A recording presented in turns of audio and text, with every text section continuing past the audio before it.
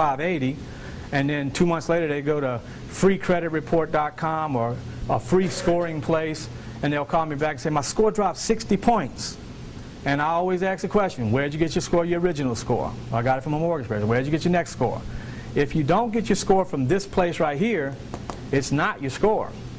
Your score has been tabulated by a company that created the scoring system. There are lots of scores out there. None of them, if they're charging you less than $19.95, which is what this one costs, are the correct credit score. MyFICO.com was a company created by a mathematician and an engineer in 1956, and then the Fannie Mae and Freddie Mac came out and said, we're going to use that score. And so when those big companies said we're going to use that score, and car places came on, and so they've been the score used ever since. But they make $19.95 every time somebody pulls a credit score, okay? A consumer does. And so Experian got angry with that. So Experian went out and created their own credit score. Nobody uses it. So it doesn't matter what that score is. You know, for me it was 100 points different than what my real score was. Yeah. We went directly to each bureau that we went wrong. Yeah. We did the wrong, we did Yeah. wrong. So What you? Equifax charges me $16 a month today. Every Yeah. time something comes on, come off, they report it to me, so I need to go and cancel. It's a monitoring service, but you know, you're getting updates from us. You're getting that free from us. Right. I can look inside your Equifax and your Experian anytime I want to and see what's live, and it's free. If you see a score that varies from that one, it's not your score. So when you're looking at a score that says your score starts at 350 and goes to 970, that's not your real score. So this is what my FICO says. They score from 300 to 850. Okay. And it's very confusing for consumers because you want to go out and you buy a score, and Experian created one called the Plus score, and Experian stopped Americans from being able to buy their score through MyFICO. They don't allow their score to be tabulated. So if you're trying to buy a house and you go to MyFICO to get your credit scores, you can get your Equifax and you can get your TransUnion, but you cannot get your Experian credit score anymore. Consumers can't, but lenders still can. So when a lender pulls it, it's coming from MyFICO, but MyFICO's trying to get more business. You know, credit bureaus, as of 2003, had to give us free credit reports. The scoring system never was pushed into giving free scores. So some of the credit bureaus have gotten angry because they give free reports to us, and yet Fair Isaac can get $19.95 for each one of the credit bureaus. Used to be, if you wanted a credit report, you had to pay $9 to $10 for it. And so they had 215 million Americans in Equifax, Experian, and TransUnion, and they could make money on 215 million Americans for each one of those. Fair Isaac, though, could make it on 645 million Americans because they had 3 different credit scores that they could sell. You see what I'm saying? So just make sure when you get your score, you pay the $19.95. Now, let's say if I was going to do some financing on something, or I'm going to do something that's going to get my credit score pulled. First thing I'm going to do is I'm going to go to Fair Isaac, and let me step back. First, I'm going to find out what am I buying. Okay? If you buy a car, which credit report are they going to look at? Does everybody know that? Equifax is the only one they're going to look at. Louisiana is an Equifax state. So when you buy a car, the first thing that they're going to do is pull just your Equifax. So if your Equifax is perfect and the other 2 are the worst credit reports in the world, it doesn't matter. You're a perfect person based on Equifax. That's all they look at. Okay. So if I see an ad on the television, it says you can get this car for 2%. The first thing I'm going to do is I'm going to call into the dealership and I'm going to talk to the finance manager. And I'm going to ask the finance manager, I seen that ad on the television for 2%. What's the qualifications for that? What does my score need to be in order for me to get that? And he says, well, your score needs to be a 620. Now, even though I know it's an Equifax state, I'm still going to ask him, and what credit report are you going to look at when it comes to that? Well, we're going to look at the Equifax. So he tells me a 620. So I go and I pull my Equifax up, and it's a 640. I know I'm qualified, right? I don't want 15 people pulling my credit report.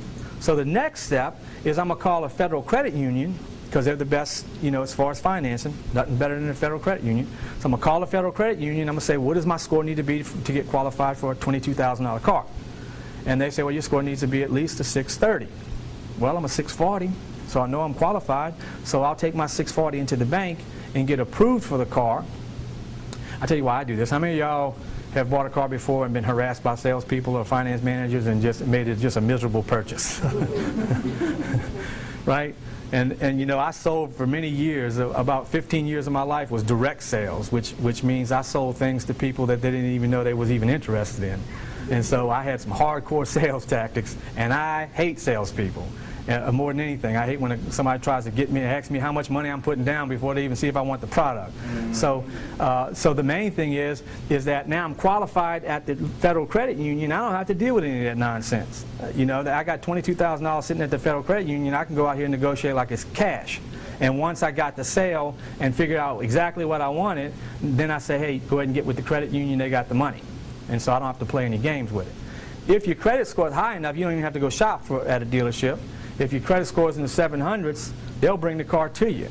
So you don't even have to go to a dealership if you got a 700. Okay?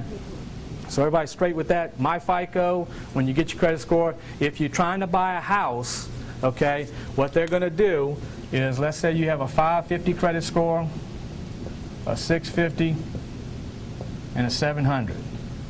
Okay? And understand this. When we're talking about building credit, we're talking payment history and all this stuff, but you also need to make sure when you use a lender, that lender is reporting on all 3 credit bureaus. People often ask me, why do I have 3 different credit scores, and why are they all completely different? They're all scored by the same person. The reason they're all 3 different is because if you use Cons, anybody got Cons in here? Cons reports to 2 credit bureaus, so they don't report to the 3rd one. So how are you going to be scored on something that's not there? And so a lot of times people in Louisiana use lenders. They always report to Equifax, but they're not members always of all 3 credit bureaus. Major banks are. So Whitney, Capital One's going to report to everybody. Okay? They're a member of all 3 credit bureaus.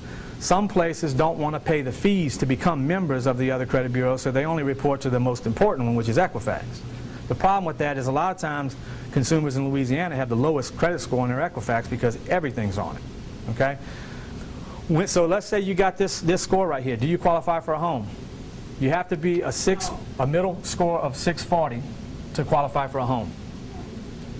Do you qualify? This is your low score. That's your low. That's your high. So you qualify. You got to be a 640 today to qualify for a home.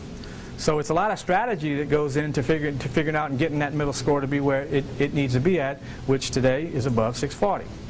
If the wife is a 700 and the husband's a 650, how would you buy that home? In just the wife's name. As long as income is not in question.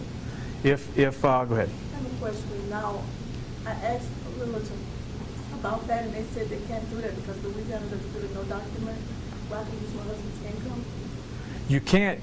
If he has the income, you have to use his. He has to be on it. Is what I'm saying. If the wife has an income high enough for the house that she's trying to buy, let's say it's a $200,000 house, and her income can substantiate that house by herself, the husband does not have to be on credit. He can be on title, but not credit. And the reason for that is, what if you lose the house? There's no sense in destroying both people. And also the second thing, if 2 people buy a house and both people have high credit scores, what's going to happen to their credit scores? Both drop, right? And so I have this experience all the time where somebody will come to me about 2 months after they bought a house and they'll say, Steve, I got my house and everything, but man, I went out there to buy some furniture from Cons and got turned down. Why'd they get turned down? Credit score dropped because they incurred debt. 30% of where their credit score came from was debt, and it dropped it. If you're going to buy a house and you're going to buy furniture, you do it right at the same time. You leave the closing table and you go buy the furniture before it hits. You know. Same thing on a car. Oftentimes, somebody will come to me, and let's say your score is a 650 and you qualify for a house. Okay, you qualify for a house, and in the process, you done got approved, and you're just waiting on everything that's going to happen. It's going to take 30 days. So you decide to go out and buy some furniture, and you decide to go out and buy a car. And then you go back to go ahead and do your closing, and what happens to your credit score? Drop below 640, now you don't qualify for the house anymore. So when you get qualified for something, you got to maintain the score. Now, you could buy the house and then leave the closing table and go buy the car, and it's going to be the same score because the house is going to take about 45 to 60 days to hit your credit report. But you can't do it the opposite way. If you buy a car, it's going to be on there faster and drop your score, and then you don't qualify for the house. So you should always buy the house first and then the score. When you buy the house, you should never finance anything until that's done. I just had a question about the credit reports, the ones that we pulled from each separate bureau and gave you, we can use that. For what? So I can go back and go to mine. You can't use it for what? For you to use it. Oh, yeah, I use it. My FICO is just for yourself. You notice I never get anybody's credit score whenever they sign up unless you were sent by a mortgage person. So I'm just telling you, this is where you go if you want to know what your score is. Yeah, and I don't suggest you're ever paying $19.95 unless you need it. If you're going to pull your credit score about 45 days away from when you're going to do financing, you pull it then. Because what you're going to want to do is see, is there anything in the next 45 days I can do to raise my credit score?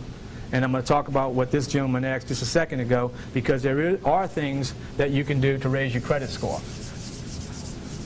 Let's say your credit score is a 620. You don't qualify for a home. A lot of people will come to me and say, I got bad stuff on my credit reports holding my credit score down. But it's not always that. When you go to My FICO and you pull your credit score, it's going to give you 4 reasons why your credit score is what it is. It may say, it always says on anybody's credit, you have derogatory past history or something. You know, you made a 30-day late payment somewhere. It'll say maybe you don't have a long enough length of history. You haven't established credit for a long time. And when they talk about length of history, what they're talking about is revolving. Because you may have opened credit when you was 18 years old, and you might be 35 years old now. That's a long history. The problem, what they're talking about, is you don't have anything that's been open for a long time. And even, you know, a car might be open for 5 years, but mostly, if you had a credit card when you was 18 years old and you're 35 years old now, and you still get the same credit card, that is a huge length of history. It can look over a long term and see what you've been doing. So that's what they mean when they say length of history. So if you're a 620 credit score, what other reasons could you be a 620 and not a 700? What do you think could be happening to your credit? If your credit is perfect and you got a 620 credit score, what do you think could be inhibiting you from having a higher credit score? Not enough what? Let's say you have enough credit. Let's say you have all the open accounts. Like you have too much credit, you have too many bills. Let's say you have a $1,000 credit card, okay? And your balance on that credit card is $1,000. And your credit's perfect, and you pay the credit card off like you're supposed to, but because you have a $1,000 credit card and it's maxed out, your credit score is going to be lower. Almost 100 points lower. Because, and like he was saying, because you use the credit card and pay it on a weekly basis, that's one thing. But if I have a $1,000 credit card and I'm going to get my credit score pulled in June, in May, I need to make sure that I don't go over $350. I need to go up to $350 in a week and back down. And the reason is because Fair Isaac, the scoring system, says your score will be at its maximum level if your balance to your limit is less than 35%. Okay? This is 35%. So if you're above 35%, your credit score is dropping. For every dollar you get closer to that $1,000, your score is dropping. Okay? Now, if I only use $350 on my credit report, and they pull my credit report on the 20th of the month, and it's at $350, is my credit score going to be as highest? It's going to be at 35%, right? If they put it on the 1st, is it going to be the highest? On any day that they pull my credit report, as long as I'm at $350, it's going to be at its highest. Now, what he was asking is he knows when they report to the credit bureau. So his credit card reports on the 15th of the month. So if his credit card is $1,000 on the 15th of the month, okay, on the 16th of the month, it's still the lowest. On the 30th of the month, it's still the lowest. On the 1st of the next month, it's still the lowest. His credit score is the lowest it could possibly be every single day until the 15th rolls around again. And then at that 15th, if he's got it down to 350, his credit score goes up 100 points. because he's not maxed out now, you see? So if you know the reporting date, that's the only date your credit card has to be below 35%. Okay, now, I notice you keep saying going up 100 points there. So There's not a number. I'm using an example of mine. If you guys seen everybody's seen my before and after in the consultation, and it goes from a 706 to a 797, this is what did it. I intentionally used credit cards the way that consumers did, and then pulled it on February 29th, and then I used them the way I use them, just to show that simply using them different. You know, in other words, when the statement comes in and you get the statement on the 28th of the month and you go, I'm going to go ahead and pay my credit card off, the 29th they report it to the credit bureau. So it's maxed out. So now they intentionally keep your credit score down. Why? Because they want higher interest, because they want to control. Have you ever heard any instance where your payments are late, but you make the payment way before it's due, like with the credit card? Payments late? Yeah, like you mail a payment and they claim they never received it. Well, one, I don't use the mail. I pay online. I suggest that you pay online because it's instant, and because you're paying every week, there's no way to be late. It's impossible to be late. But they intentionally send that bill and report you intentionally so they can keep your credit score down. Why they want to do that? Because they want to look in your credit report. They have what's called an account review. And they can go inside your credit report anytime they want to because they're a member of the credit bureau, and they look at your credit and they see that you maxed out an American Express over here. And so Capital One calls you up and says, hey, we're going to have to boost your interest rate. We're going to double it. And you go, oh my God, what do you mean you're doubling? Well, we see over here that you maxed out your American Express card, your credit score dropped. Is that fair? Well, the problem with that is that people don't understand we don't sign contracts with credit card companies. If we had a contract like we do with a car, your car loan company can't call you up and say, hey, we're doubling your payment. You'd go berserk, right? And they can't do it because there is a contract that says what the terms and conditions are. When we fill out, y'all think about the credit cards that y'all got. If you go to my website and do it online, do you have terms and conditions? You're not agreeing to anything. So they'll send a credit card in the mail, and then you start using the credit card. Most people I know, I've never signed any of my credit cards, the backs of them. And who makes me do that? Nobody. So there's no contracts at all. What that means is if they don't have a contract with us, they can do whatever they want. But if you use the credit card the way I showed you, do you pay any interest? No. So it doesn't matter. Some of you guys may have gotten the card with the Sky Miles or like Discover pays you back. Can you imagine if you're using your grocery, cell phone, gasoline? Not only do I use my credit card like this, but Capital One has to give me free stuff every couple of months. Blenders and bowls, and I buy all kind of nice. I get free stuff from them all the time because I got all the miles built up. With some places you get airline tickets. I mean, they don't want you to know how to use a credit card like this because you can get all that free stuff. Okay, so did that answer your question though? $350. How many cards should a person have? You know, the more cards you get, the more dangerous. Yeah, I know that. That's the thing, but you know, some people say that you at least ought to have over 2. If you can handle 2 to 3 credit cards, I wouldn't get any more than 3. I wouldn't get no department store cards. Okay, this concept, you know, you don't. If the person that gets a department store card intends on financing something, Right. and that's the worst thing in the world to do is refinance something on a revolving card. If I got my Visa, I can go to any one of your department stores and buy something with it. So if I'm going to buy me a shirt for $50, I got the $50 cash. I'm gonna use my credit card, and at the end of the